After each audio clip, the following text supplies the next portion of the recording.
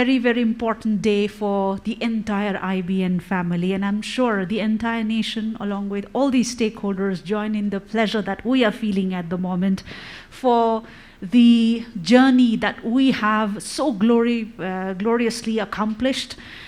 We also bring along with the accomplishments a lot of learning, a lot of experiences, and then there is so much more to look forward to as we get set to embark on more challenging, however, very promising days in the future. And of course, we stand tall, ladies and gentlemen, with a proven legacy of 10 short, seemingly short, but very eventful years, and having and certainly are very much getting future ready at the moment with support from all of you. Well, having set the tone, as I said, for and after this inaugural ceremony in the morning, we are now set to roll the carpet further. We cannot mark the celebration better, I believe, than getting all these stalwarts and experts together so that we could move forward some very enriching and insightful deliberations that we believe would help us in strategizing our plans, policies, and of course our actions in the days ahead. Now, the ongoing COVID-19 pandemic, ladies and gentlemen, this certainly has brought to dialogue and deliberation tables newer challenges, issues, and problems. Moreover, it's bringing a whole new insight and perspective to our modus operandi. When I say our, the entire globe. And it has, as we can see, paused for a bit or maybe longer, the entire thought processes of, again, the entire globe. And never, we believe, never will the word sustainability be emphasized more. I'm sure the entire globe at the moment is focusing in this particular word at the moment. Said that, the government of Nepal is at the moment, as you know, keen to developing sustainable infrastructure and recovering better from the pandemic situation, at the same time realizing its economic goals. And this calls for adopting green economic pathways. Having said this, this is what we will be delving into in the first technical session that we are gathered here for. What we look forward is discussing on an integrated approach, understanding the policy, legal, regulatory, and institutional arrangement for sustainable infrastructure development, exploring green financing mechanism, and trying to identify project development mechanism, including PPP, for developing sustainable and green infrastructure. The session, as you can see, is themed at developing sustainable infrastructure in Nepal, which will be a 90-minute rigorous deliberation session herein, which will be followed by yet another focused deliberation, technical session that is slated right after this one finishes herein. So without further ado, ladies and gentlemen, allow me now to invite to the podium our esteemed speakers and the participants, for distinguished guests and esteemed speakers up on the stage. My pleasure of inviting up on stage, first and foremost, to chair the session, Dr. Bishwanath Paudel, Honorable Vice Chairman, National Planning Commission, as well as member of the Investment Board of Nepal. Our esteemed panelists, Professor Dr. Bhola Thapa, Vice Chancellor, Kathmandu University, Mr. Dhaniram Sharma, Joint Secretary, Ministry of Finance, Mr. Babakar Sadiq Fai, Resident Representative, IFC, the World Bank, Ms. Heidi Tabakoli, Deputy Development Director and Head of Sustainable Growth, British Embassy, Kathmandu. We welcome her from this forum, however, she'll be joining us virtually. And last but not the least, our esteemed speaker, Mr. Vishnu Kumar Agarwal, President, Confederation of Nepali Industries. And the session moderator, ladies and gentlemen, Mr. Sagar Raj Gautam, Senior Divisional Engineer, Office of the Investment Board of Nepal. Honorable Vice Chair, National Planning Commission, eminent speaker and the panelists, distinguished virtual and in-person participants, ladies and gentlemen. At the outset, let me welcome you all in this session of Developing Sustainable Infrastructure in Nepal, celebrating 10 years of Investment Board Nepal. For the next 90 minutes, I'll be facilitating this session.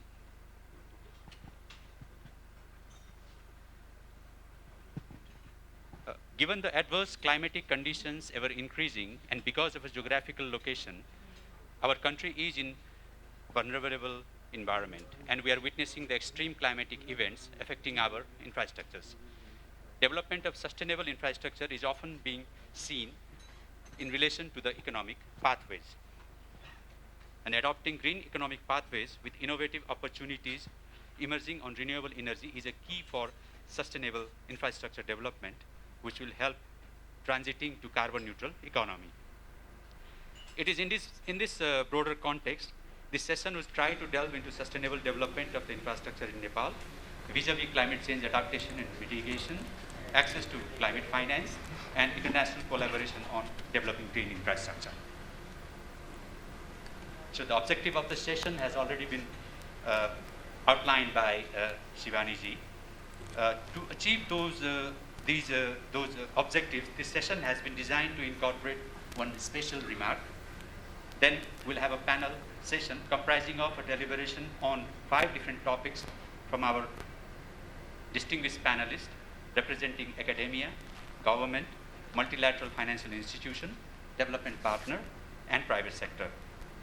And then we'll have a moderated discussion by the panelists on the specific topic, followed by short Q&A before final remark by session chair with concluding note. Now I take this opportunity to introduce the chair of this session. We are fortunate to have with us Honorable Dr. Vishwanath Paudel. He is a Vice Chairman at the National Planning Commission. Formerly, Dr. Paudel was the Chief Economic Advisor of Confederation of Nepalese Industries, Economic Advisor at the International Level Organization, columnist in Kantipur, Delhi, Visiting Associated Professor at the Kathmandu University. His areas of expertise are natural resources economics and labor economics. Dr. Paudel did his PhD in 2011 from the University of California at Berkeley. With the permission of the chair of the session, I'd like to move this session on developing sustainable infrastructure in Nepal forward. Thank you, sir. So to start with, for the special remark, let me introduce Mr. Rajat Misra, Director General of Asian Infrastructure Investment Bank, AIIB. Mr. Rajat leads the Infrastructure Investment Department responsible for the energy, urban and the transport sectors in South Asia, the Pacific Islands and the Southeast Asia. He has over 2 decades of experiences working in investment banking sectors. Mr. Rajat holds a postgraduate degree in business management and had also attended the executive program in infrastructure at Kennedy School, Harvard University. He is connected virtually to this session. Over to you, sir.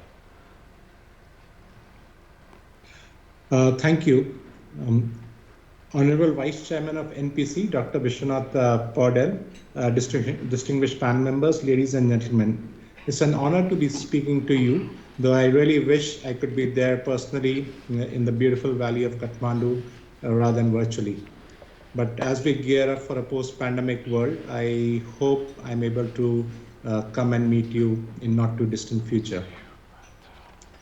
If there's one thing that this pandemic has taught us is that there is been a significant underinvestment in infrastructure, especially in the emerging markets, and not only in social infrastructure, but the physical infra as well. And the conditions are just right for countries to take advantage of the current macroeconomic situation and start investing in infrastructure. I mean, it has been proved it has a significant multiplier effect on GDP, which will enable members to come out of the low economic growth that we have seen over the past couple of years.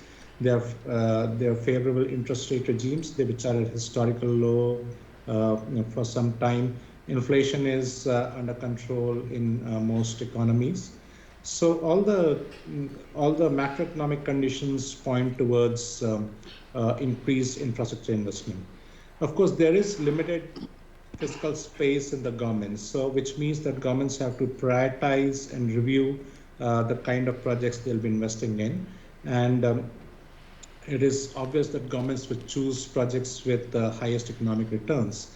But at the same time, another important factor has been sustainable projects.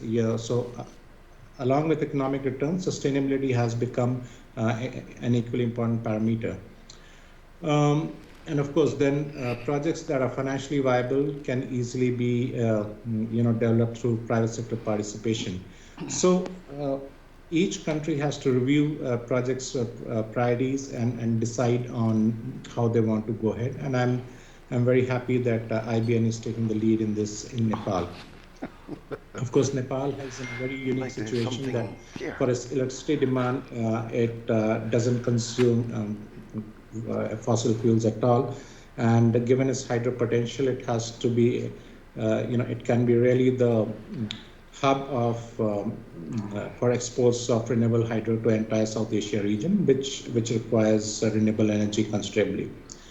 I'm also very happy to note that there are sessions on EVs and waste to energy, which means that the country can reduce its dependence on fossil fuels in other sectors like transport as well once these are put in place. As far as Aiib is concerned, we will be very happy to support the government of Nepal's endeavors. Articles themselves mention that our mandate is to foster sustainable economic development, create wealth, and improve infrastructure connectivity in Asia by investing in infrastructure and other productive sectors. So that is what our bank was set up for, and we will continue to support our members in their endeavors to develop infrastructure, especially in the post-pandemic world. We have approved 2 projects in Nepal so far. Private sector UT1, partnering with our sister multilateral institutions, and a distribution system great project, and we are working on another hydro project in Nepal as well.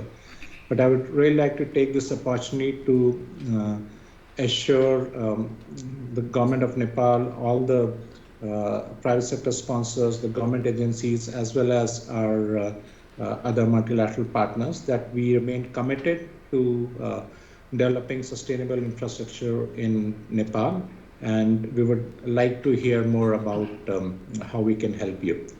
With that, I would like to thank once again to NPC and IBN for inviting me to make these remarks, and I look forward to interesting sessions ahead.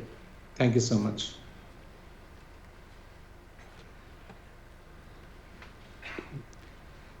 Thank you, sir, for your statement. And it is also good to know that the AIB has already been supporting Nepal in the 2 particular projects, and then there are more to come, so it's good to hear. Thank you, sir. Next, now we are going to move into the panel session. We'll start with the opening statement from each panelist on the select topic. In the interest of time, with due respect, I'd like to request all the panelists to limit their opening statement to 3 minutes each. So let me introduce our first panelist, Professor Dr. Vola Thapa. He is a Vice Chancellor at the prestigious academic institution of Nepal, Kathmandu University. Professor Dr. Thapa has 27 years of experience in academic sectors of Nepal. He has been involved in different research and the publications for the last 2 decades. His research works are published in different scientific national and international journals. Lately, he is involved in green hydrogen research that aims to help in the development of the sustainable infrastructure in Nepal. I'd like to call upon Professor Thapa to deliver his opening statement on the topic, Integrated Approach for Developing Sustainable and Green Infrastructure in Nepal. Thank you, sir. Over to you.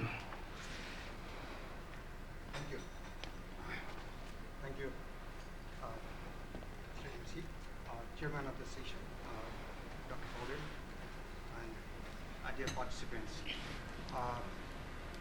It's a pleasure to open the session on a very special topic. It can be considered as easy as possible, but it can be as challenging and as difficult as possible. Everybody is talking about the green and sustainable in all endeavors, and then it's true for sustainable infrastructure as well.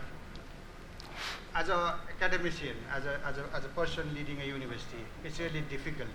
Do we define a green or sustainable issues in a true sense, or we just follow? That's a really challenge for us.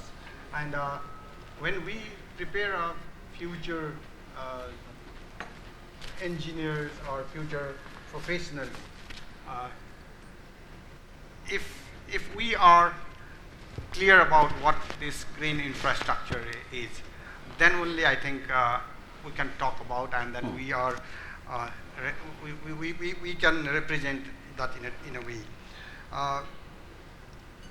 Of course, there is no doubt that now whatever we make, wherever we invest, that should be green and that should be sustainable. Otherwise, it will have a quite high cost in the future. So in that sense, when we are talking about sustainability or green issues, so we need to talk about as a global citizens. So we cannot just think local issues or local matters and then prepare or work for the global infrastructure or global issues. So as I fully agree, as you mentioned in the plan for this session as well, like the indicators for this global this green infrastructure should be education, that we should empower the global citizen for sustainable development. We need to continuously search, or we need to continuously research for finding answers. What will be consequence of if it's not the green or sustainable infrastructure? Just knowing this or educating the people will not solve. Operating this infrastructure is really challenging for whatever we call either achieve a zero footprint for the infrastructure which we operate, or we empower the people to operate and then to run it in the same way. And definitely, finally, the governance, it has to be optimally utilized or optimally used. Otherwise, just having our infrastructure, whether if we say a green infrastructure and if we cannot operate it optimally, then I think it will not be useful. So just to open the session, I will end here, and then I will say that as a person leading a university, it's always a challenge, because it's not just a simple project. Whatever we say to our students, it will remain for many, many years, and then to change them at that point is difficult. But to open it as an academician, yes, we need to focus and give a priority on a green and sustainability issues of the infrastructure. Thank you. Thank you, sir, for your opening statement.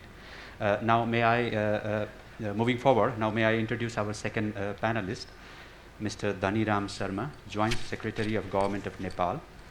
He heads International Economic Cooperation Coordination Division at the Ministry of Finance. He has about 19 years of experience in revenue and tax administration in different government positions, including Ministry of Finance and local government. Mr. Sharma also headed the Board of Directors of Rashtriya Vanijya Bank, a government-owned commercial bank, was also a member of Board of Directors of Nepal Reinsurance Company and Nepal Infrastructure Bank Limited.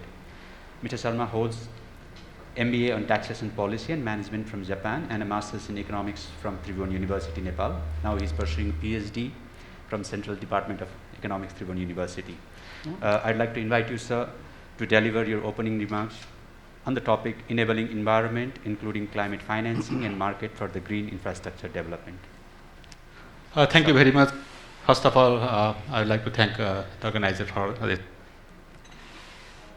Climate financing or green infrastructure development are very critical nowadays, not only because of our socio-economic development of the country, but also for building back better, especially aftermath of the COVID. we are talking about recovery of the economy. We say new normal situation, not normal situation. New normal situation means our recovery should start with green infrastructure, sustainable infrastructure. So that's why this topic itself is very much important.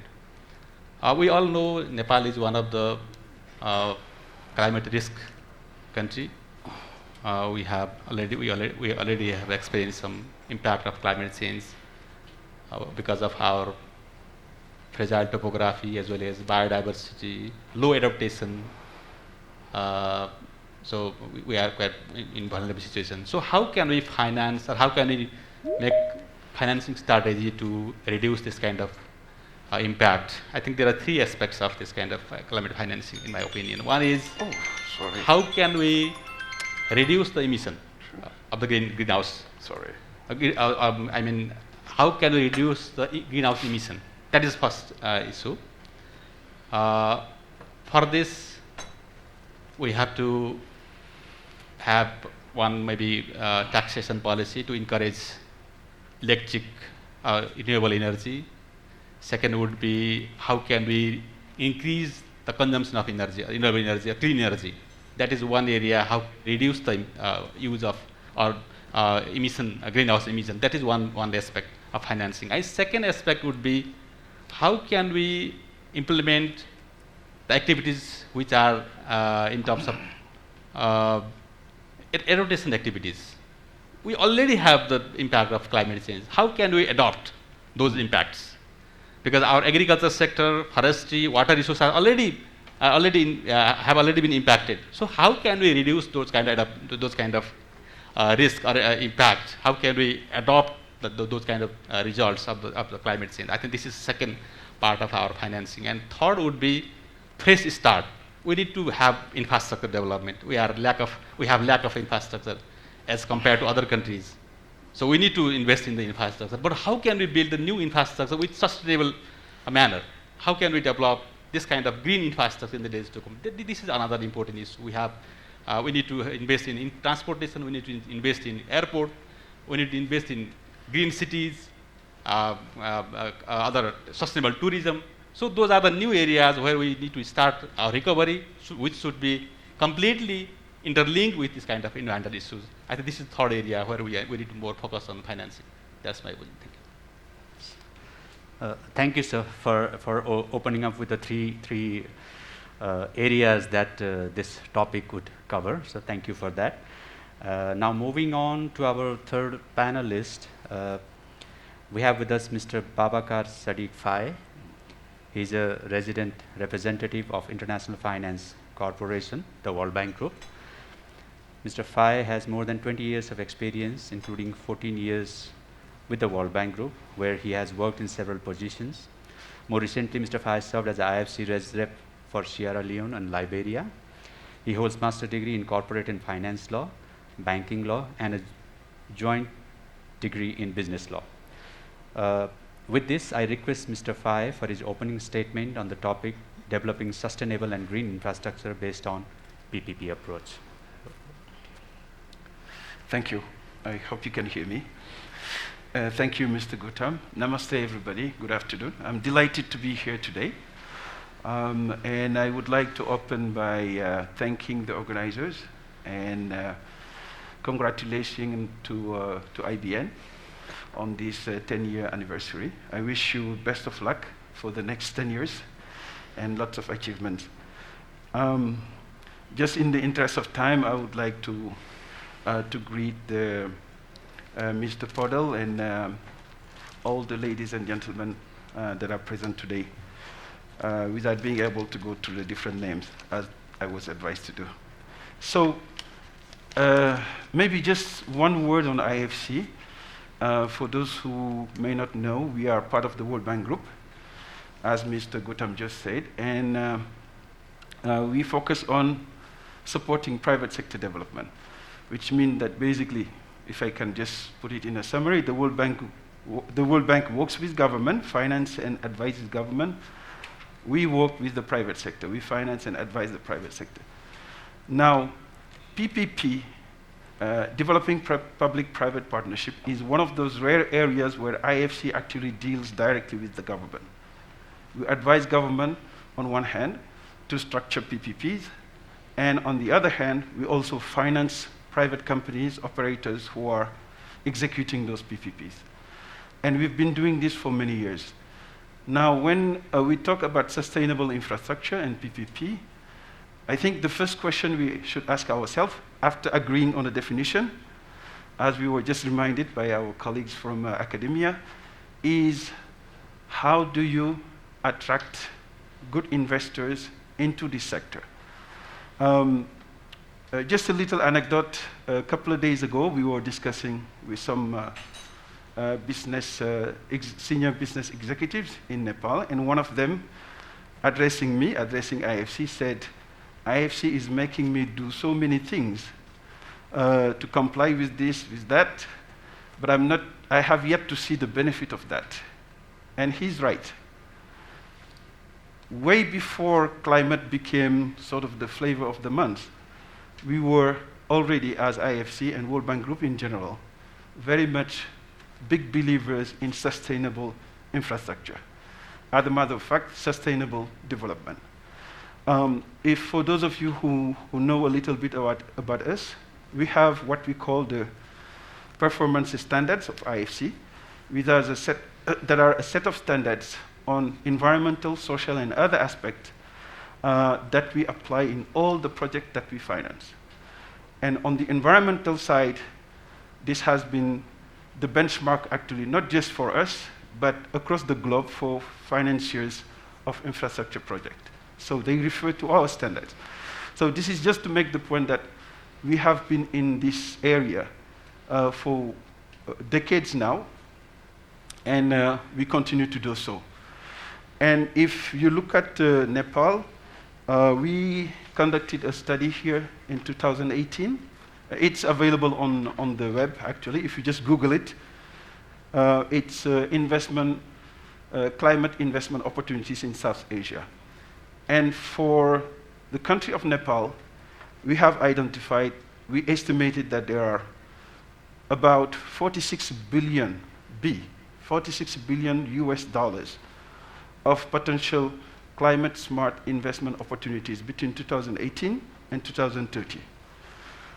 So, and these covers areas such as transport infrastructure, green buildings, renewable energy, agriculture, urban waste, electrical vehicle, etc. This is, again, another point to simply highlight that not only do we believe in this, but we have been actively looking for opportunities, and that's why we have conducted this study. And when it comes to using the PPP approach itself, this is also something that we've been doing for decades now. On the advice side, when we advising government to structure PPPs, we have advised governments to structure PPPs that have attracted more than $30 billion over the past few years in more than about 150 PPP projects across the globe. Again, as I told you earlier, we do the advice part and we do the financing part. Right now, I'm only talking about the advisory part. And I guess I don't have much time left. In Nepal, we have been working with IBN. We've signed an MOU, actually, to work together to screen, to identify, screen, and together put together PPP projects. We have identified a couple of them. Some have not worked for various reasons. But recently, we have signed with the, okay, I have to make sure I get the name right. To develop a PPP transmission line, which would be actually, I think, the first, if I believe my notes, with the, what's the name? Okay, I got it. RPGCL. That's the Rastria Prasaran Great Company. So we hope that this will materialize, that we'll be able to make this happen. But just to conclude, because we don't have much time, IFC is a partner to the government. The World Bank Group in general, we are a partner to the government, partner to IBN, and any private operator out there who would like to partner with us to look at these opportunities that I just mentioned now. Thank you very much. Yeah.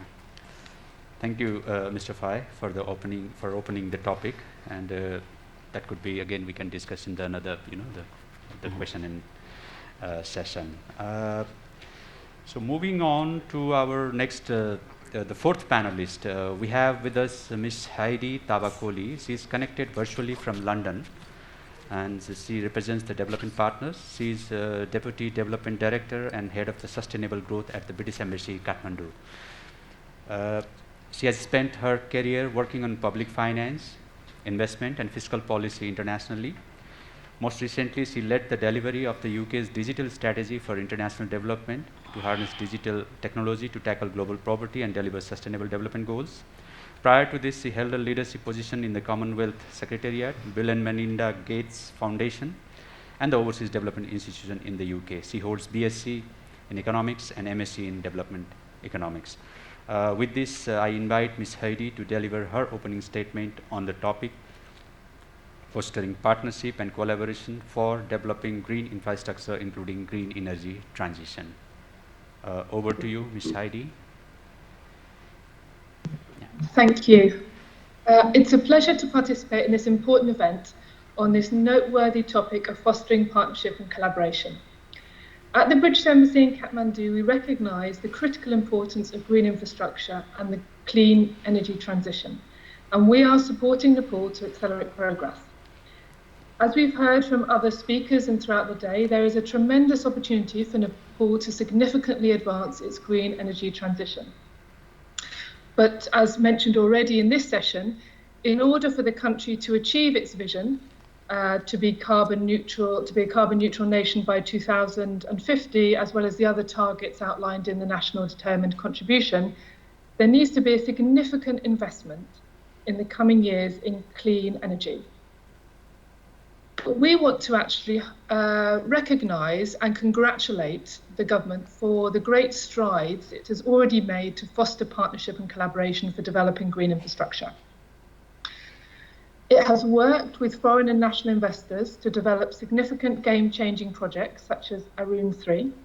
The government has strengthened the legislative environment for investment and simplified the bureaucratic processes for establishing a one-stop service centre. It's developed the Sustainable Energy Challenge Fund mechanism to move away from subsidising the sector and providing viability gap funding to support the establishment of profitable enterprises. The government has also negotiated power trading with neighbouring countries to secure markets for new energy projects, and it's working with international and national engineering companies to develop high-quality, resilient infrastructure with minimal impact on the environment. Moving forward, we recommend, however, that the following policy action should be encouraged to further opportunities to strengthen partnerships and collaboration to support green infrastructure. And in particular, I want to highlight a few that we think are important as the UK government. So first of all, lowering the minimum threshold for investment, which is currently prohibitive for many international investors. Developing and marketing a pipeline of feasible green infrastructure investments that are to put to market either through PPP modality or private investment. Empowering the Investment Board of Nepal as the facilitator of investments over 6 billion rupees to fast-track investment approvals and processes. And we also think enacting a foreign exchange hedging mechanism for large projects will be useful to reduce risk, as well as attracting new sources of green finance for infrastructure development. In terms of the energy sector specifically, we would welcome the government's re-examination of the value of eliminating the 10% cap on integrating non-hydro renewable energy into the grid, and also more proactively promoting small renewable energy technologies, such as solar home systems, domestic biogas, e-cooking, etc. But I want to close now by summarising some of the key ways in which the international community has partnered with the government to support green infrastructure and the clean energy transition. So the international community have supported capacity building at all levels of government and strengthened key institutions such as the UK support to the Office of the Investment Board, the Alternative Energy Promotion Centre and the Nepal Electricity Authority's Corporate Development Plan. Many international partners have also collaborated on policy development, such as the recent Renewable Energy Development and Promotion Bill 207, and they've also collaborated on project development and financing of some of the big investment projects that the Investment Board have advanced, such as Upper Trisuli 1. And finally, they're completing infrastructure sector assessments and feasibility studies to support our understanding of the social and environmental impact of some of these large-scale projects. So in summary, we are pleased to support the government's efforts to improve green infrastructure and the green energy transition, and we welcome the strong partnerships that have been established to support these ambitions. Thank you. Yes, thank you, Ms. Heidi, for indicating some of the few policy initiatives that could be discussed upon. Now, let me invite our fifth panelist, Mr. Vishnu Kumar Agrawal. Mr. Agrawal is representing private sector and is the president of Confederation of Nepalese Industries. CNI has long experience of organizing events that supports and promotes infrastructure development in Nepal. Mr. Agrawal, a commerce graduate, is a managing director of Morang Auto Works Enterprise Private Limited. He's also chairman of different units under Morang Auto Works Enterprise. Now I request Mr. Agrawal to extend his opening deliberation on the topic, sustainable infrastructure in an integrated approach from the private sector lens. Over to you, sir. Thank you, Sagarji. First of all, I would like to thank IBN, the organizer, for inviting CNI to present their views at this panel discussion. As said by Sagarji, CNI has been conducting Nepal Infrastructure Summit every 2 years. Last time we had done was in the year 2019. During that time, we had also come out with a publication about infrastructure financing needs 2030. According to that particular publication, which was done after a lot of research, lot of consultations with government as well as private sector, the overall infrastructure need in order to achieve our SDG goals and also to implement the vision of government sector, various industries, various ministries, there would be a requirement of about 13 billion US dollar investment in infrastructure, and government would be able to provide for about $2 to $3 billion from their budgetary allocations. But putting this aside, because there would be a lot of studies, but there is no doubt to the fact that there is a huge gap in between what is required in infrastructure and what is actually available with the government over a period of next 10 years. So putting this particular thing in perspective, so how do we arrange for the gap funding, gap financing? And here the private sector plays a very important role. It is not only through the private sector, but when I say private sector, it also includes foreign direct investments. It is through the commercial banks. There would be requirement of banks, there would be requirement of international funding, and most important, there would be requirement of innovative way of financing also. And putting all these kind of things together, then only we would be able to achieve our SDG goals. That is what private sector also believes. And there is no doubt when we are talking about infrastructure, my colleagues on the dais and virtually, they have also said about the importance of green infrastructure. They have also said that it is very important to have infrastructure which would be able to overcome the climate issues. I would like to focus more on a sustainable infrastructure development. When I say sustainable infrastructure development, there are a lot of pressures we can understand to the government. There would be a lot of political pressures.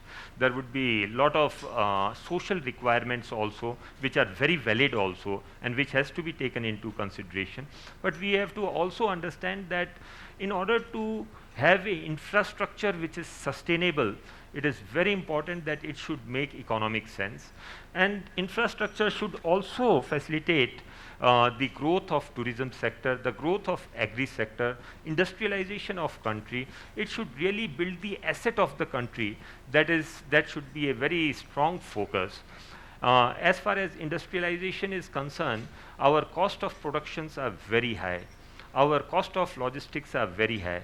If you see logistics performance index, we are at present at a level of 116 out of somewhere around 160, 70 countries we are talking about, which is very high, which makes our goods unfeasible. Similarly, in case of agriculture, we see ourselves, our goods produced in Nepal are much more expensive than our neighbor countries. So when we talk about sustainable infrastructure development, we should take into account all these kind of things. And these are few of the sectors I have spoken about, but there would be various other sectors also, just like IT, just like urban development, and infrastructure should be developed taking into account all these sectors, and there should be a proper plan and proper strategy in order to ensure what particular infrastructure should be given priority, how the financing has to be arranged, what is the role of private sector. As far as my experience of private sector goes, private sector has played very important role in PPP models also, and they have been very successful also. Just like in case of energy development, energy production in Nepal, more than 50% is being presently produced by private companies. So that is also shows the, in fact, if you take the case of mobile penetration, it is more than 100%, and most of the infrastructure as well as most of the services are being provided by, of course, I am say by government entity also, but also private entity. So private sector, they have proved themselves time and again. They bring with themselves not only funds, they also bring with them the expertise, technical expertise. They can get it from other people also, other IMC countries also, and they also bring along with them the managerial expertise and their expertise to get the project completed on time. So there are a lot of low-hanging fruits when we are talking about PPP. There are a lot of low-hanging fruits which can be in so many sectors of transport, public transport, roads, there would be energy, transmission, we have just talked. We are also into distribution, providing these services of urban infrastructure. So there would be so many low-hanging fruits also that we can touch upon. But there would be lot of obstacles also. We can talk about the obstacles in details at a different level, but there would be, if we are really keen and if we have got the mindset that we need to arrange for the financing for infrastructure, those obstacles can also be removed. And I believe a government is also, government and politicians, I should say, they also have got a very positive mindset towards achieving the our SDG goals and taking the country towards prosperity. So that is a positive outlook also. Thank you. Thank you, sir, and also thank you for highlighting the need of the arrangement of gap funding for the PPP project and the innovative way of financing so as to attract the private sector in the infrastructure projects. So now moving on, so I will be now presenting, first of all, let me thank you, respected panels, for opening remarks on the select topic. And then now I will be presenting questions directed to each of our distinguished panelists for them to respond. And for this also, we have allocated 3 minutes time for each questions. After the end of this discussion session, we try to take a few questions from the audiences as well, depending on the time we are left with. The participants who are online could post their questions in the chat box. In-person participants could also write questions on a piece of paper and hand over. And please indicate your name, email address, and the name of the panelist to whom the question is directed. So thank you for that. And now moving on, I'll start from you, Sir Professor Dr. Vola Thapa. So what are your views on the current status of infrastructure development in Nepal, and how have the new innovative practices in sustainable and green infrastructure changed in past 5 years in general, and energy industry and transport in particular, sir. Thank you, Dr. Gautam. The infrastructure development in Nepal, that I think we can say that still we are in an infancy stage. We have a very basic or minimum infrastructure that we have just to survive or just to run the minimum business. Either the luxury could still we cannot imagine, or none of us might have dreamed. The infrastructures which we have, either it's an energy or in transportation or in housing or urban sector, whatever it is, these are the minimum thing I think required for the living. But for the economic growth and utilization of the resources which we have, I don't think that we have even not entered, especially on the industrialization or industries.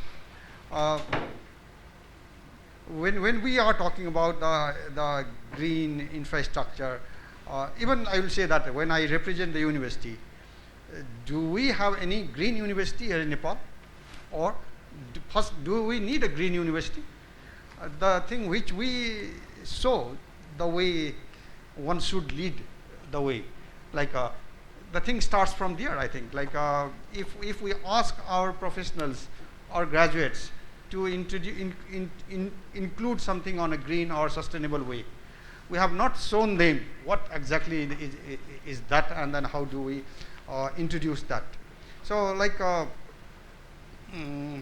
I confess, like in many of our course, and most of our course, even I can say that we have not touched into the sustainability topics. If it's a topics, maybe it's like just like as a fancy things, or even we don't have extracurricular activities which encourages or motivates them for this sustainability issues or green issues. Everybody of us know that without infrastructure development, there will not be any prosperity, and even we cannot think for the future. But we sometimes we develop the things in a hurry, and then we realize later on. And also, like when we are developing infrastructure, that also sometimes there are catastrophe, disasters, Melamchi like it was, and of course we can also take it as an opportunity now. What we could have done, or what even now the region which is there at the moment, all those sediment deposits which are around, that can also be opportunity. And as you had mentioned, like the energy infrastructure, still it's a very primitive stage. Like when I talk about the energy infrastructure, it's hydropower. And like when we didn't have enough energy, and when we are now transforming or moving towards sufficient energy, that and we can ask, okay, whether they are green or sustainable or not. And now to make them sustainable and to make them green, and you had introduced me that these days I'm working on a green hydrogen. My colleague is also here. Sometimes sustainability or the environmental issues also provides us another opportunity. Like hydrogen could not have been the topics for discussion here, but the global environmental issues and then the control to the temperature rise or carbon emission is providing us opportunity to utilize the hydropower, that infrastructure, to create another commodity, hydrogen, and that can open the avenue for many more other infrastructures, especially the large locomotive or large transport industry or chemical fertilizers and so on. So in that way, in that sense, that I will say that the infrastructure which we have is not enough at all. Of course, that is on the increasing trend, but to make best use of the infrastructure which what we have, and then to move towards a green infrastructure, the linkage or the network which the academia or industry and the society, that also has to be explored, because it cannot be on isolation, because when we talk about the green issues, it's basically a social issue. So I just would like to end this thing, my views like while we are talking about the sustainability or environmental issues, we should not fall behind, and at the same time we should not every activity should have our income generation issues attached to this. Otherwise, we cannot just be on a dream to make a green and environment. So the cost saving that could be there, but still that should return, and there should create more and more opportunities. Thank you very much. Thank you, sir. That was quite interesting to know a different perspective from the academia on the understanding of the the green infrastructure, so kind of a know of the reality in the place. So now let me come to Mr. Dhaniram Sharma, Joint Secretary of Ministry of Finance. Sir, as far as the financing is concerned, what is the existing situation on the green financing in Nepal, and what are the major challenges you see in the infrastructure financing, including the climate financing? Okay, thank you very much. While talking about climate financing or green infrastructure financing, we also should not forget about carbon trade. We can earn from this climate issues as well. We have already one agreement with the World Bank, framework agreement.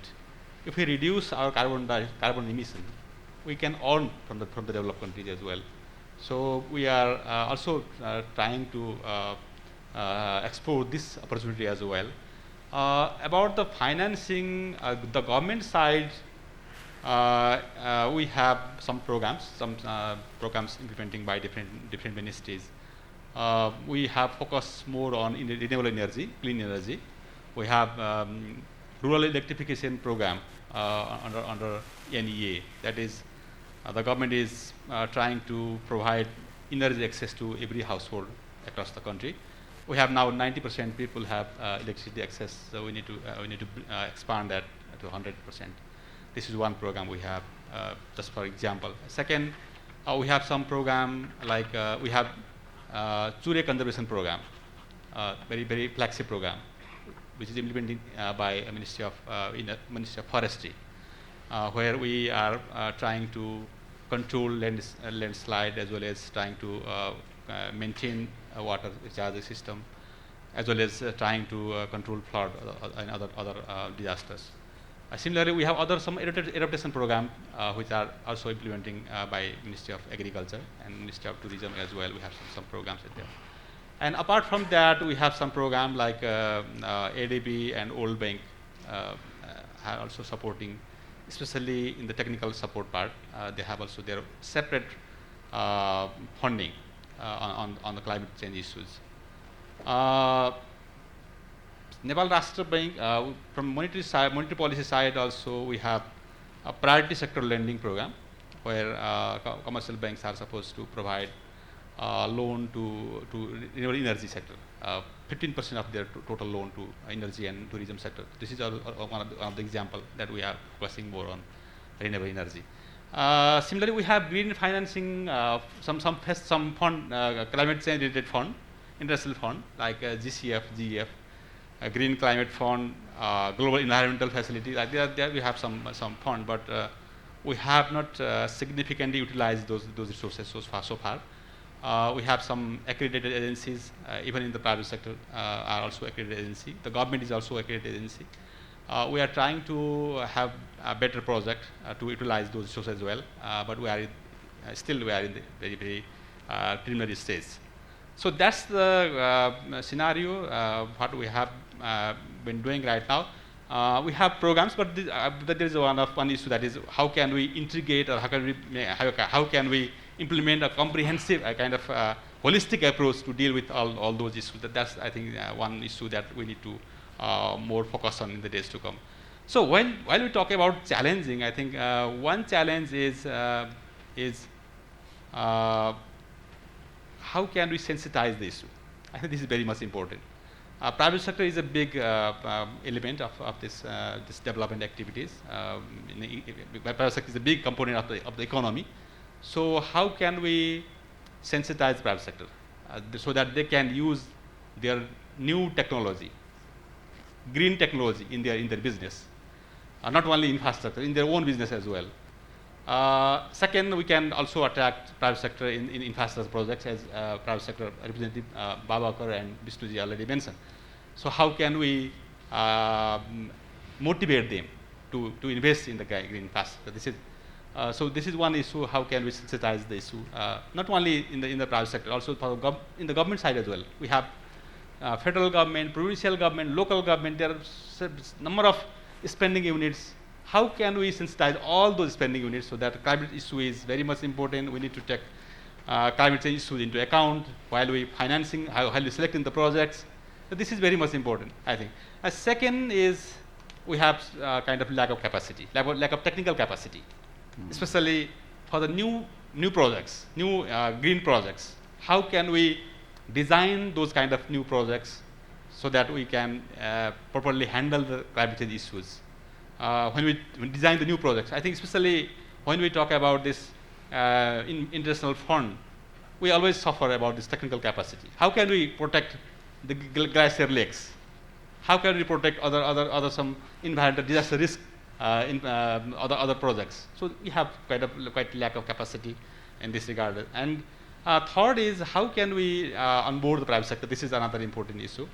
Private sector is big component, so unless we don't onboard the private sector, we cannot achieve the goal of this green infrastructure development. So this is, I think, another issue.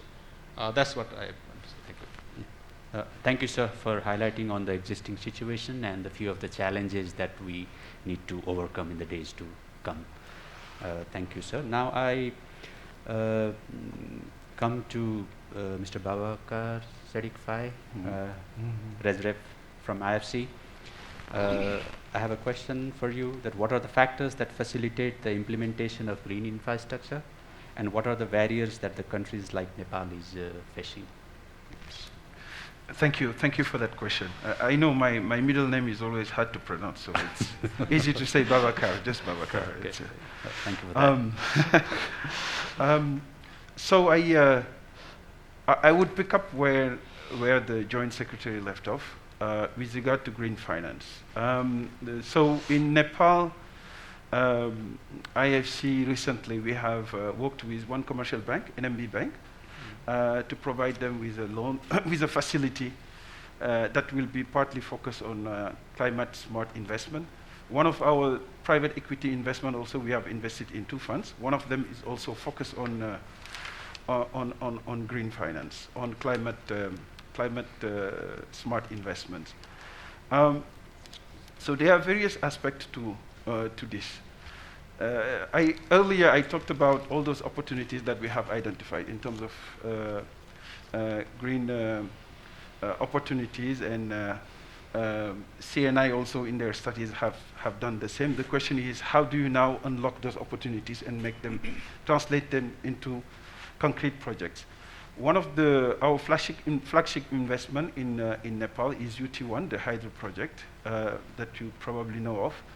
And our commitment, our ambition, our commitment is to make it a model of success in terms of developing a sustainable project in the hydro sector. So that's why we are working very hard with the promoter, with the developer, supporting them with capacity building, with various type of technical assistance to make sure that they really implement the highest standards when it comes to managing the various environmental risks. So to come to your question in terms of factors, the first one is to attract promoters, developers that are committed and that believe in doing things in a sustainable way. Because it's easy to say it, it's harder to do it, because it requires a lot of resources, it requires commitment in the long term. So I think that's an area where we could focus in Nepal. The other one is also, when an investor look at a project, they see an opportunity to make return, obviously, but they also, especially when you're talking about PPPs, what they see is risk. So they see risk all across the project, and the better they can identify and manage those risks, the easier it will be to attract them to come and invest. And that's an area where I think also we can focus in Nepal to really make sure that we help serious investors manage those risks in the best way possible. It starts with obviously facilitating the investment process itself. I know this is one of the mandates of IBN. Make sure that everything is streamlined and simplified.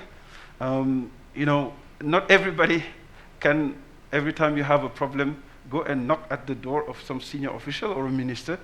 The system should work in such a way that it's easier to do business.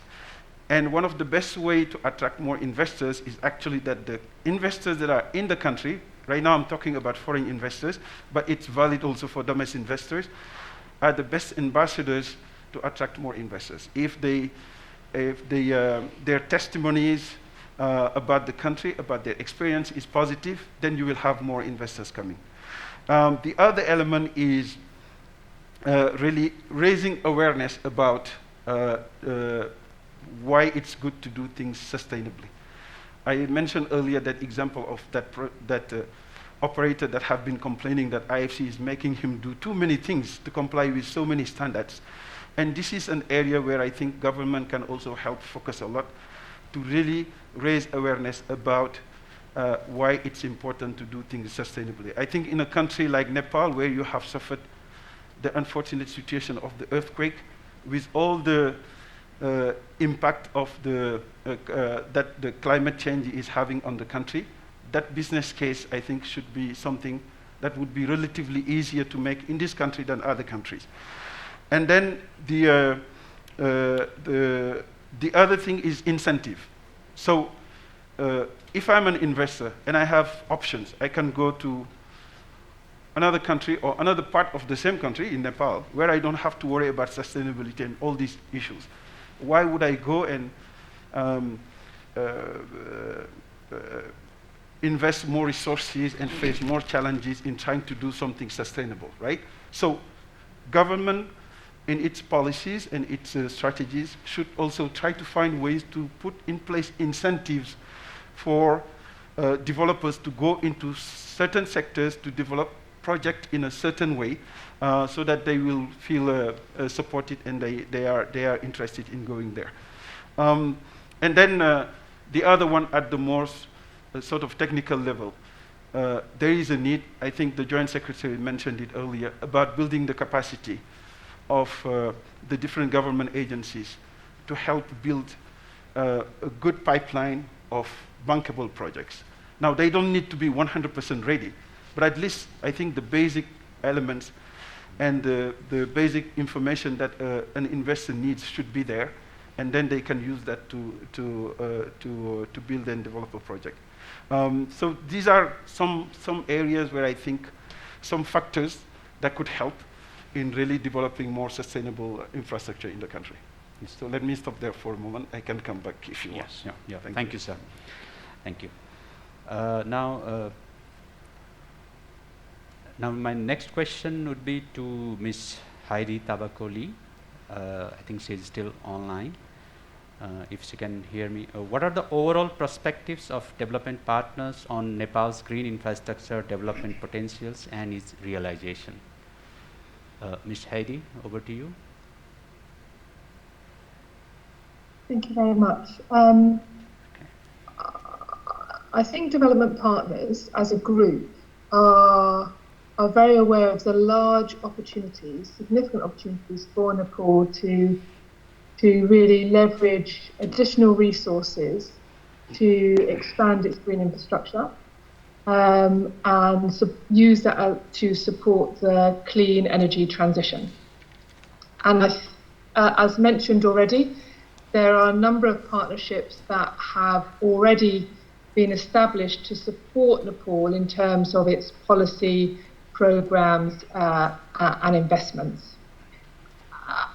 There, in particular, in terms of the energy sector, there's a development working group that meets regularly, and a lot of these issues are discussed there. And through that group, it's clear that there is largely strong alignment around a number of issues that will be important to support this energy transition. So, for example, there is general acceptance that more FDI is needed. That there needs to also be sort of increase in private investment in Nepal as well at the same time from Nepalese investors. There's a general view that actually, although hydro is extremely important, the government and other actors should also not ignore the potential of non-hydro green infrastructure, such as solar, amongst others.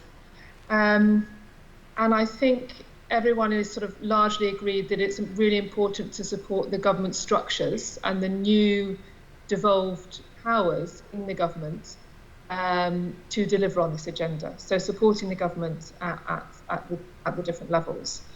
I think there's probably some divergent views within the donor groups about how energy should be priced and how to lock in the incentives that were mentioned earlier to actually encourage investments.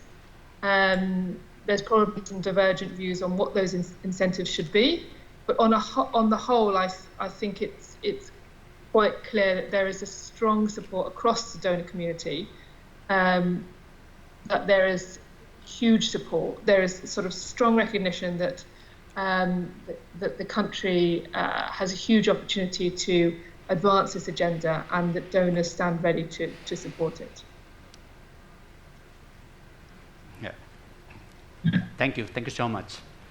Actually, we are running a bit late on the time front, so I mean, let's keep that thing in our mind, and I'll try to proceed forward again.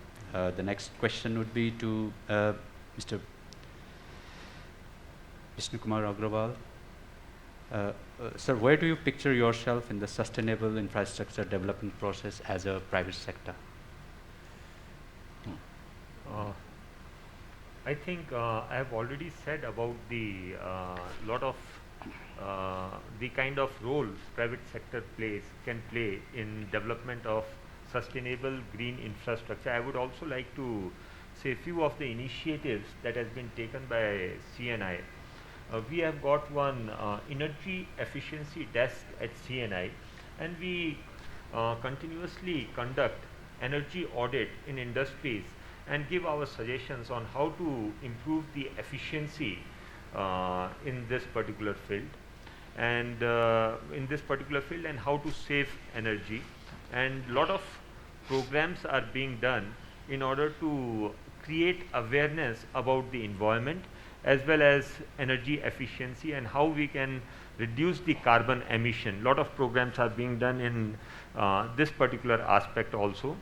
And in order to create overall sustainable infrastructure, we have been doing a lot of programs. As I said, we started the infrastructure summit with sustainable infrastructure theme, how we can develop sustainable. That was in 2015, and which helped us in creating the awareness about infrastructure and also a sustainable and green infrastructure. And after that, we have already done 2 more where we have focused more on public-private partnership, and we are so happy that now public-private partnership regulations have also come, and Act had already come, and now we are talking about public-private partnership center in Nepal.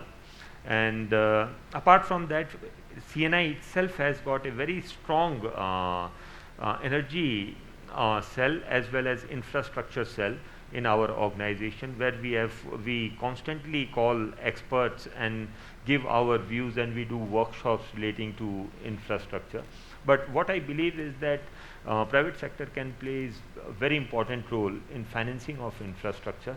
And 2 things I would like to add in this particular thing, that there has to be a very clear infrastructure strategy with the government, looking at all the sectors and with a very involvement of all the respective people, just like even academia, even private sector, even development partners, even government, and they should have a very clear strategy map as far as infrastructure is concerned, so that we know what we need to do next and what are the priority areas.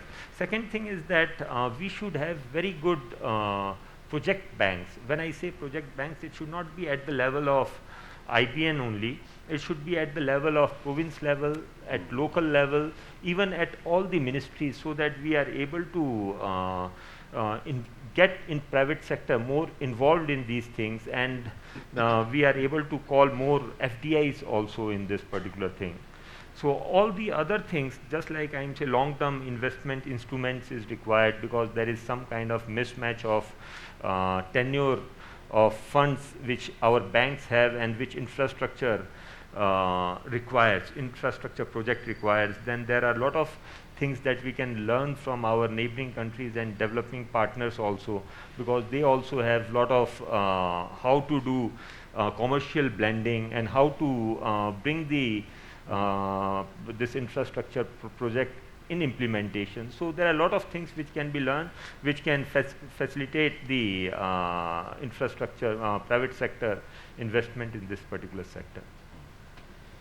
Okay, sir. Thank you. So let me check. I think it's 15:18, so we have 12 minutes as far as our discussion, and I mean the whole session is concerned, left. So is it possible for us to take one more round, so that, but I request the esteemed panelists to, you know, to have a cover the areas in a bit of a 1 or 2 minutes, so that we could wrap up this session in stipulated time. So without any ado, I'll come back to you, Sir Dr. Thapa.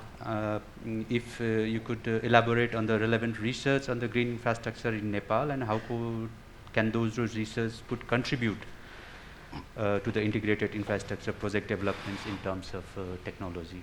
So thank you. Thank you, Mr. Gautam.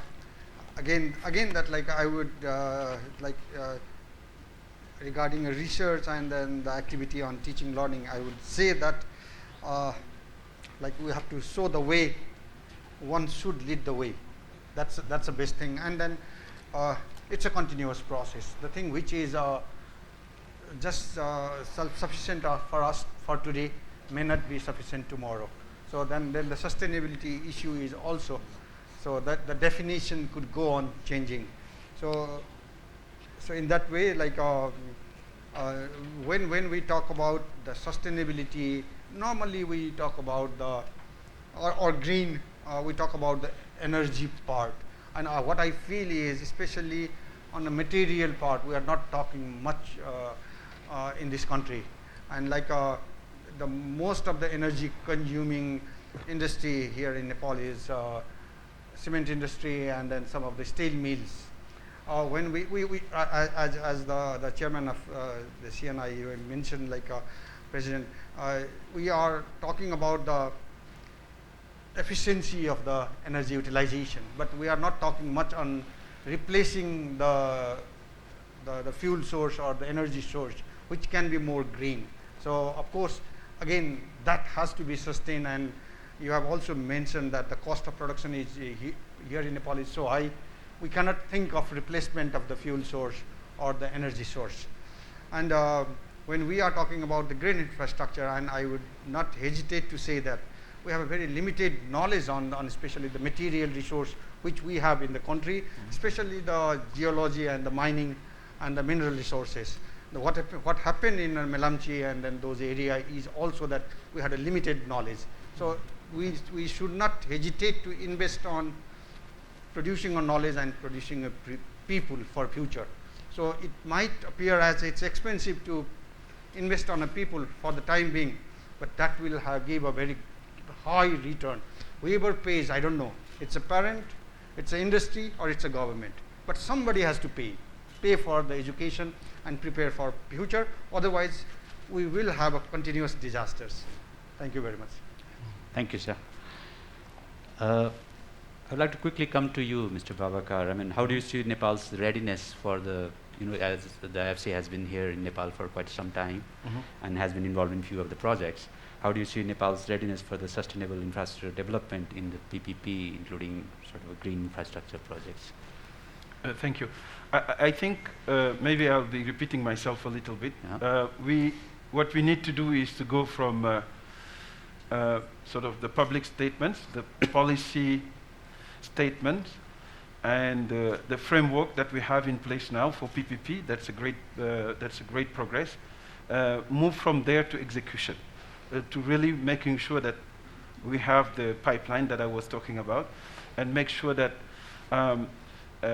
government puts in place a system that facilitates this. Again, this is not an easy, and I think I don't want to put a negative spin on it, but if you're really committed to doing sustainable infrastructure, it takes more than doing what I would call, sort of regular infrastructure, right? So the aspect of incentive is very important. And when I'm not talking about incentive, I know for many people, incentive immediately makes them think about tax incentive. No. It's not about tax incentive. That's up to the government if they want to do it. But it's really making sure that the entire ecosystem that help facilitate the development of this type of project is as streamlined and as efficient as possible from start to finish. Because these are very long-term commitments. If you are doing a project in Nepal in the infrastructure sector, whatever sector it is, and you're going to do it for the next 20 years or 30 years, you want to be reassured that that the plan that you have in place, you'll be able to implement it without having too much problems. And I think that's where we can really focus more from the government's perspective to really help make the ecosystem really more investor-friendly in general, because the opportunities are there. The problem is simply how do you translate them into real project and attract the investors to come and implement them. Yeah, thank you for that. Now, my next question would be for Ms. Heidi Tabakoli. What are the major initiatives that the development partners have undertaken regarding sustainable and green infrastructure in Nepal? If you could highlight in a few minutes. Thank you. I'll just focus on three actually, given the time. So first of all, I think the most important one to mention is the Green, Resilient and Inclusive Development Action Plan, which has been agreed between the international development partners and the government. And the plan sets out a proposal to invest $7.4 billion in 4 interlinked areas in Nepal. And so the 4 areas, for those that aren't aware, are focused on nature-based solutions for growth and job creation in specific sectors, green and resilient infrastructure, urban development and pollution management, increasing resilience to future shocks, particularly related to climate and earthquake risks, and stimulating private sector recovery and increasing green investment and job creation. So this is very much a live process. I think the international development partners are working very closely with government on this to execute it, and are currently working out the means in which this will be taken forward. The second important initiative I want to highlight, which I'm sure many people are aware of, is the UN Climate COP26. That will be hosted in Glasgow at the end of the year, and we're working with the government to make sure we have strong representation from Nepal. We believe that the political momentum around COP26 can be leveraged to support long-term reform and action around climate change, including in Nepal, and investment in green infrastructure. And then finally, as mentioned earlier, I just wanted to sort of highlight again our 10-year partnership with the Investment Board of Nepal. We have maintained a strong and largely valuable partnership over this time, and we've supported, amongst other things, the Arun 3 hydropower project, which will be completed in 2023, and and other mechanisms within the investment board to really strengthen its ability to deliver on its core objectives. And we look forward to working with them going forward. We have to create one example. If we are able to create an example, then there would be so many people who would be inspired in order to invest in infrastructure. So that is one of the very important things that has been possible in energy, that has been possible in various other things also, in green initiatives also. I have seen people following each other, cement factories especially. So what I would like to say ki there are various policies intervention that we look at. Two of them I have already said. One is about the creation of a strategy relating to infrastructure. Number two is project bank at all the levels. Then we should also look at the possibility of coming out with infrastructure bonds which are long term. See, when it is a long term thing, there has to be some kind of incentive from the side of government also. In most of the countries, these kind of long term bonds are tax free, or some kind of incentives are being provided so as to attract people to finance, to invest in these kind of bonds. And these kind of bonds really play a very important role in financing the huge infrastructure projects. That is one thing. Then we should be coming out with, since PPP has already been established and it is in on steps of initiation, so we should also look at government promoting the PPP through maybe I am saying completely investment of private sector at this particular stage might be a little bit difficult. But I am saying we can go one step at a time, just like hybrid annuity payment methods, those also can be looked into it. Then lot of people have also talked about, in order to attract the FDI also, we should go for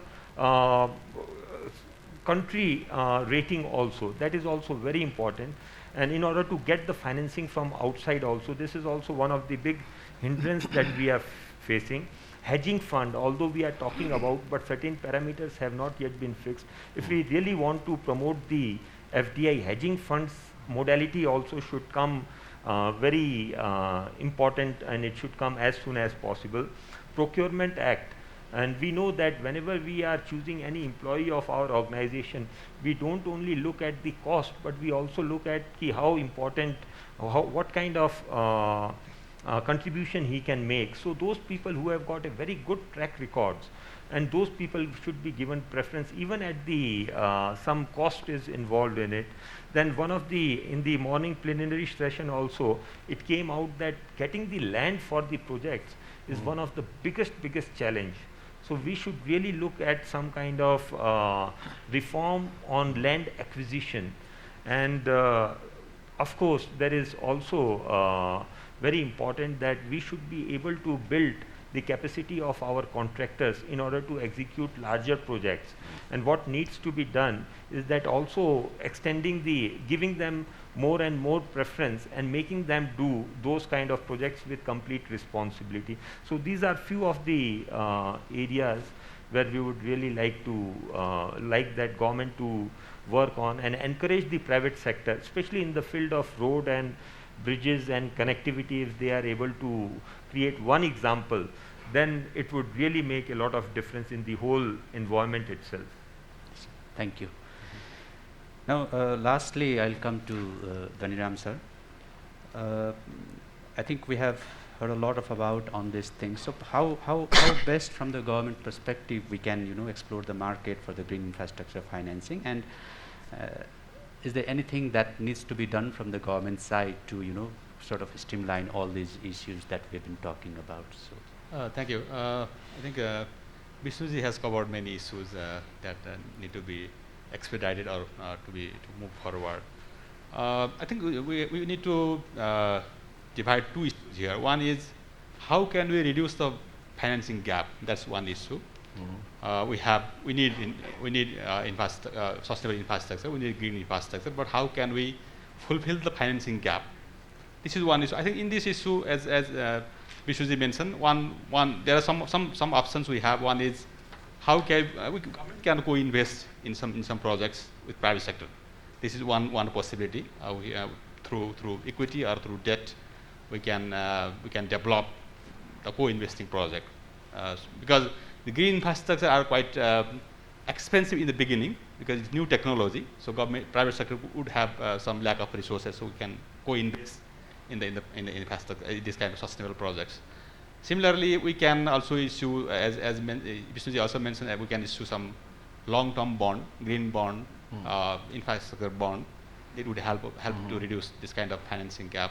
Similarly, we can also use other international fund, GCF, GF fund also we can utilize to reduce this kind of gap. Just she mentioned about the grid action plan. There also the donors have one commitment to provide their own all resources through grid action plan, green, resilient, and sustainable inclusive development. This is also one area where government is also in line with their agenda. This is one financing part. Second part would be how can we reduce the risk? How can we what the government can do to reduce to mitigate the risk? Because this is again the private sector is always see the risk.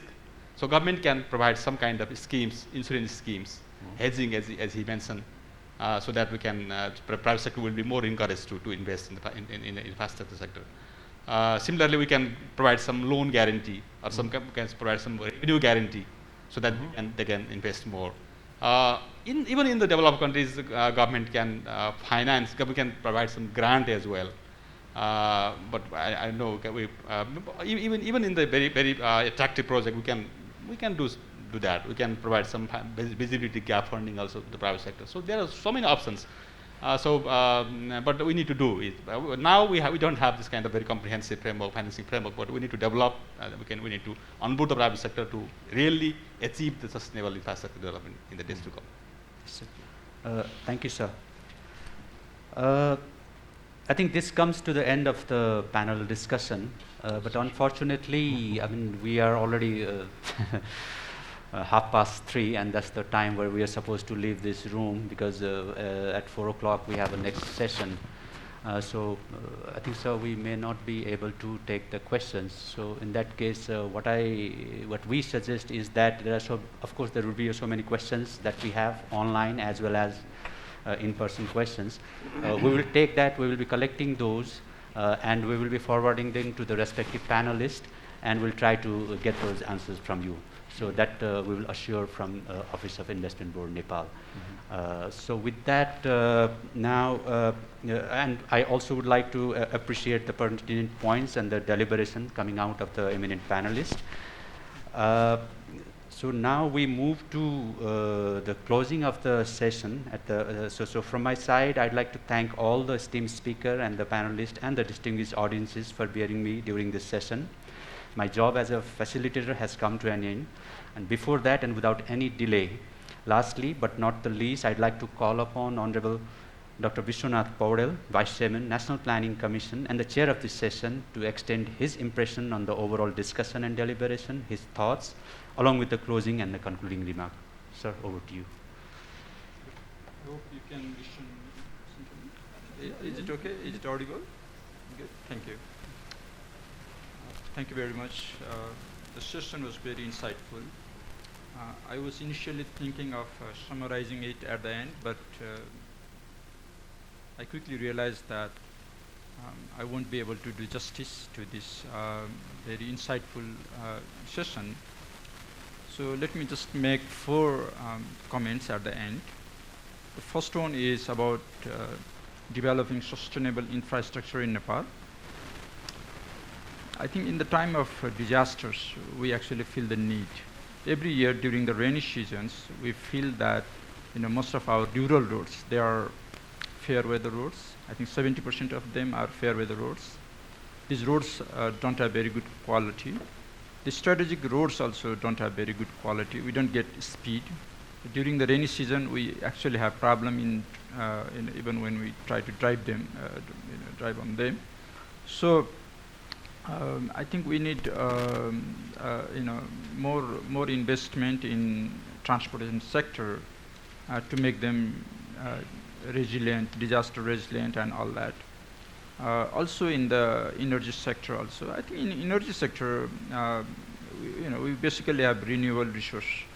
So maybe it's not that big of a problem. but we are trying to invest more, produce more electricity, more energy, so that we can contribute to the green energy of Southeast Asia region also. So that is another factor. But we can be a really good contributor in that sector. But I think transportation sector, we need to look at how to make them resilient to disasters and all that. So this is one point. I actually like what Dr. Thapa said. Actually, we don't have good infrastructure. We have primitive infrastructure, and we don't have infrastructure for industrialization. We don't have infrastructure for comfort. We just have primitive infrastructure, and it is challenged during the rainy season, during earthquake, during a lot of natural disasters. And this is where we really need to focus our investment in the future. So that's one point. Another point is strengthening of climate change adaptation and mitigation. I think a few months ago we saw a big problem in Melamchi area. So I actually went there last week, and I feel that we can actually save Melamchi. But I have to talk to the scientists. I have to look at the data. I have to talk with people who are rational.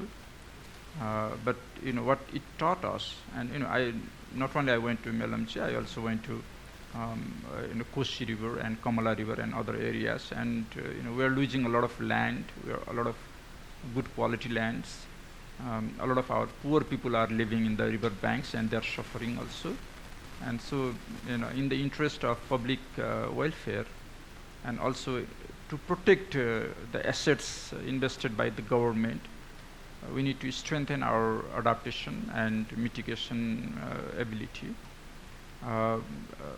We have to probably work with international organizations, including organizations that are specifically working on these areas in the future, and the government will probably increase the collaboration, with these organizations.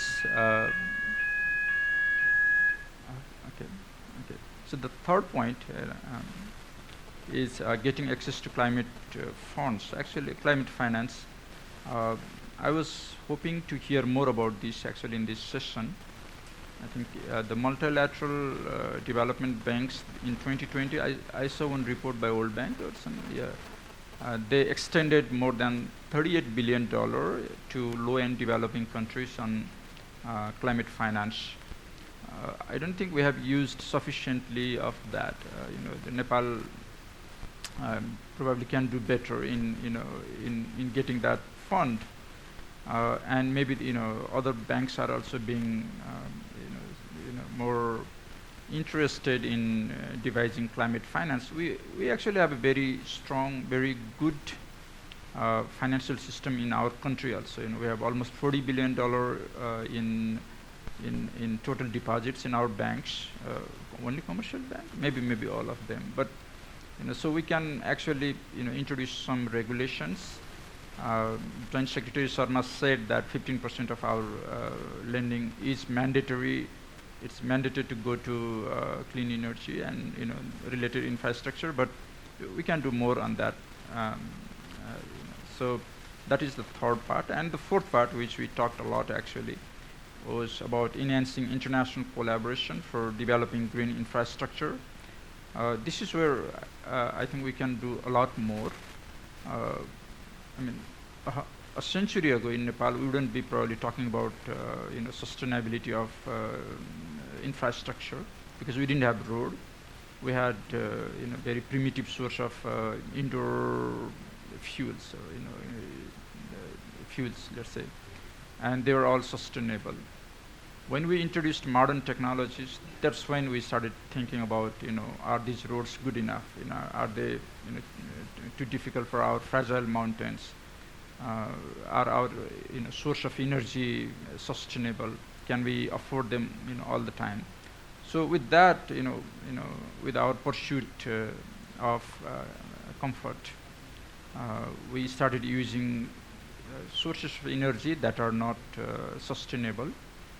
And what we can do is, it takes a model to be a model. So we do more research. we look at more science and technological solutions so that we don't have to give up our comfort. We don't have to see our, let's say, our people suffer in indoor smoking and go back to that primitive form of fuel. We just need good fuel, better fuels, and for that we can use our collaboration with international organizations, mainly for using the science and technology that are being developed there lately. So with these 4 comments, I conclude this session. I think, my remark and also this session. Thank you.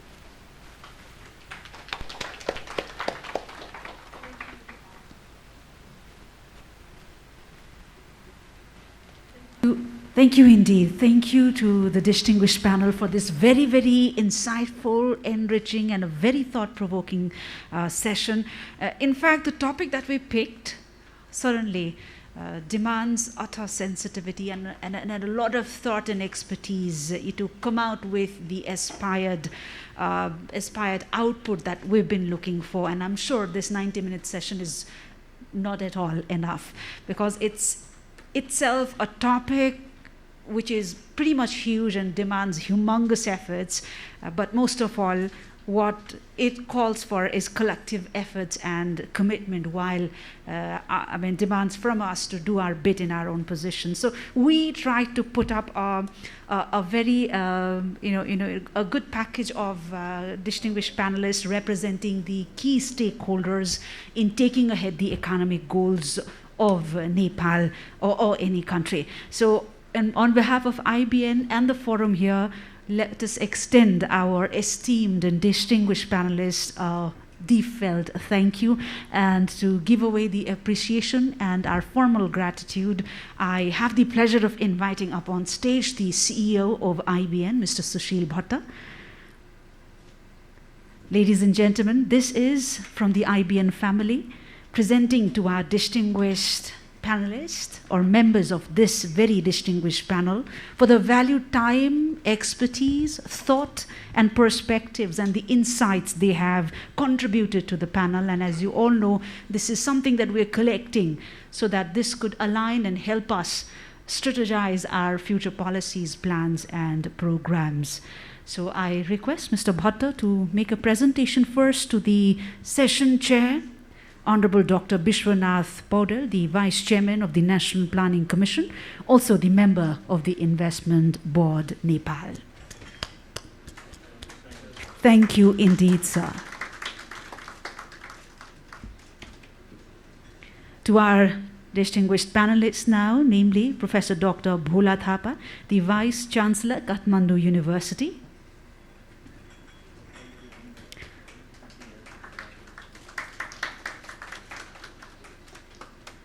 Mr. Dhaniram Sharma, Joint Secretary, Ministry of Finance.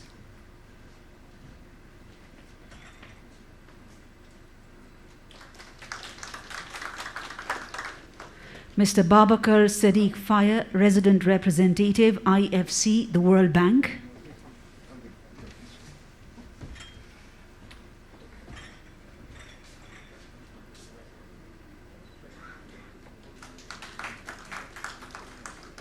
Mr. Vishnu Kumar Agarwal, President, Confederation of Nepali Industries, CNI.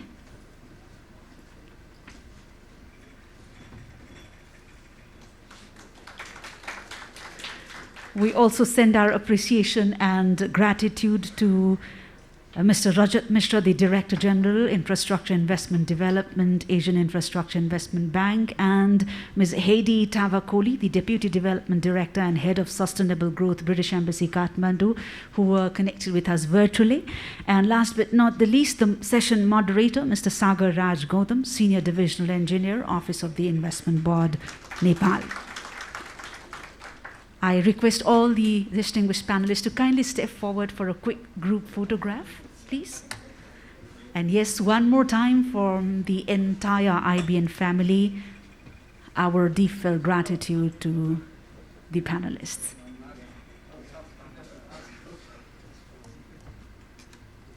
A round of applause, ladies and gentlemen, to the distinguished panel one more time.